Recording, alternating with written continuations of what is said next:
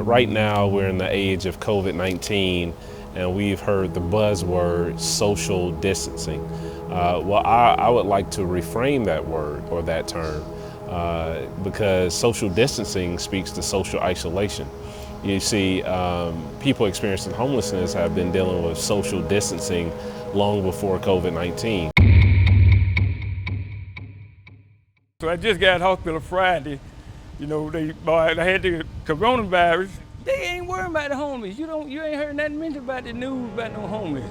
It's just happening that I have a liver problem and everything, and I got sick, and I went there. My temperature was like 120, and they jab your nose. They jab your nose to check for the thing. They come back to me and say, your temperature 120, you got it. He said, it's not serious, but we're gonna keep you 14 days. We were asked to shelter in place. That was the #1 prescription when we first found out about this virus, was stay home. And that was profound, because homeless individuals or shelterless individuals didn't have a home to shelter in. We kept hearing over and over from our community members that, I'm afraid I'll contract COVID-19 because I have nowhere to wash my hands. Well, you think about it, early on, everything was closed down. People experiencing homelessness could not go into a library, right? And sometimes those are used as day shelters where you access technology, use the internet, discover vital information, even apply for jobs or apply for vital documents so you can access your ID.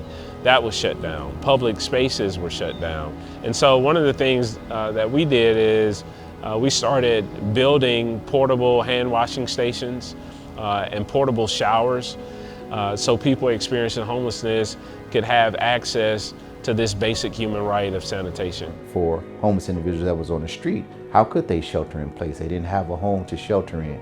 We asked our homes to become our hospitals. The pandemic asked us to stay home if you had a virus or had symptoms. Stay home for 14 days. How could your home become your hospital if you didn't have one? We've asked our workers to now work from home, not stay at home and don't do any work, but to actually work from home. That's the new office building. What if you didn't have that? When it comes down to it, people frown on the homeless because they think that, the homeless are the carriers of the COVID-19. So, and that's not fair to an individual, that is already struggling in their mind and struggling, out here on the street. A lot of people did not choose to be on the street, and unfortunately end up here. There are people right now who are realizing how close they were to the experience of homelessness because of COVID. You think about the millions of people who've lost jobs or have been furloughed, and now they can no longer buy groceries. They can no longer make rent or mortgage payments.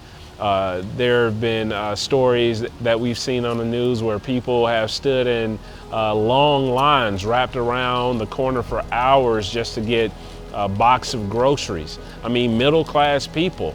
And I think for the first time, people see that all it takes is something negative to happen to go wrong in your life. And if you don't have those social support systems in place, who do you call when you have a flat tire? Who do you call when you don't have the money to make a mortgage payment? If your social safety net is not in place, then how can you actually survive the trenches of what it means to be poor in this country?